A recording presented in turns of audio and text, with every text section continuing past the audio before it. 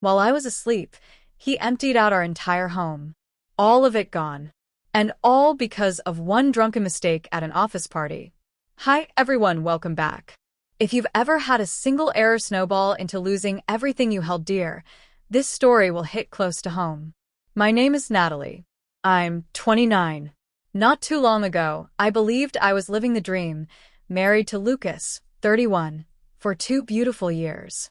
We were building a life together, a warm, loving home, a future full of promise, and dreams we believed were unbreakable. But everything unraveled in ways I could never have imagined. The morning I woke up, something felt off. The house, once filled with laughter, warmth, and memories, was eerily silent and bare. The furniture was gone. The appliances, even the framed photos that once lined the walls, vanished. At first, I panicked. I thought we had been robbed. But the doors were still locked. Nothing was broken or forced open. That's when I saw it, a note on the kitchen counter, written in Lucas's unmistakable handwriting. Happy New Year, Natalie. May your fresh start treat you better than I did. My knees buckled. I sank into the nearest chair, heart racing, trying to understand what I was seeing. The man who had stood beside me through my worst moments had simply vanished. No warning. No goodbye. Let me take you back to how it all began. 3 years ago, I had just started an internship at a mid-sized consulting firm. That's where I first met Lucas. He was a project supervisor, sharp, well-respected, and quietly confident in a way that pulled you in without effort. I tried to keep things professional at first, but chemistry doesn't care about boundaries. After collaborating on a few projects, we started dating. 8 whirlwind months later, we were engaged. He proposed during a snowy mountain weekend, just the 2 of us, and a love that felt eternal. After we got married, life picked up speed. Lucas landed a job with a rival firm, nearly doubling his salary. He accepted the offer, and we upgraded to a bigger house in the suburbs. We started mapping out our future, kids, travel, renovations. My career was also gaining momentum. I earned a promotion to a more demanding role, but the pressure was heavier than I'd expected. I began bringing work home, staying up late, and turning to alcohol just to relax. At first, it was a glass of wine at night. Then I was finishing the bottle. Lucas noticed. He brought it up gently at first, then with more concern. I waved it off. Told him I had it under control. I didn't. It got worse. One night, I blacked out completely. That was my wake-up call. I checked myself into a rehab program and took a 6-month leave from work. It was the hardest thing I'd ever done. But Lucas stayed. He never threatened to leave. Not once. That was the kind of man he was. When I returned to work, I was assigned to a new manager, Ethan Carter. Early 40s, youthful energy, and an undeniable charm. Lucas didn't trust him. Said he was manipulative, and warned me to keep my guard up. I dismissed it as jealousy. Ethan seemed charismatic and capable. When a colleague went on maternity leave, I ended up working closely with him, long hours, late nights. I was often the last to leave the office. We exchanged emails, texts, trying to keep everything on track. Lucas noticed. He pointed out how often I was glued to my phone, messaging Ethan at all hours. I reassured him it was all professional. He wasn't convinced.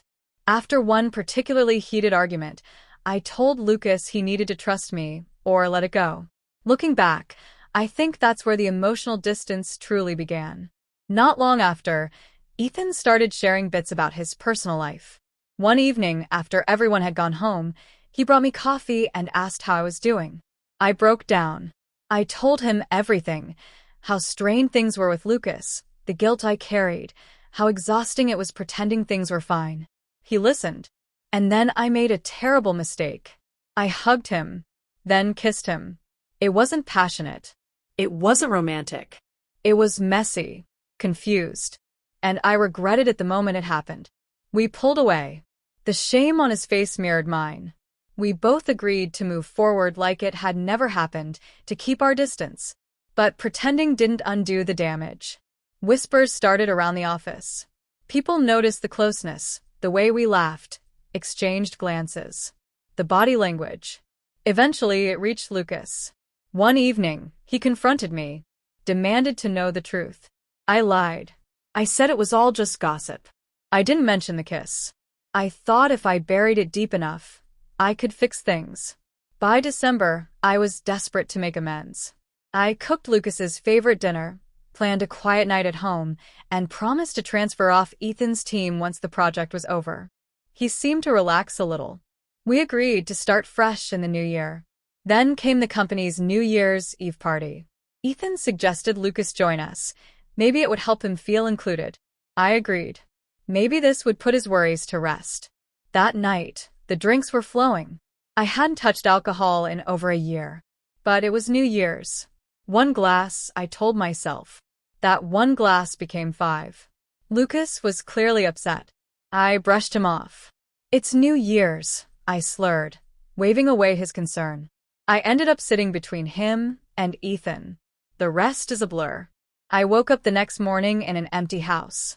Lucas was gone. Everything was gone. I called him. No answer. I stared at that note over and over, trying to process what had happened. Still in a daze, I messaged Ethan. Asked to meet. We sat down at a cafe, and he filled in the blanks. Lucas had tried to stop me from drinking that night. I resisted. We argued loudly.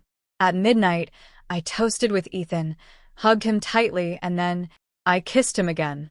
But this time it wasn't hidden. Lucas saw it. And he left. I sat there frozen, tears rolling down my cheeks, realizing I had destroyed the only relationship that had stood by me through every storm. All for a fleeting moment. A moment born from unresolved pain.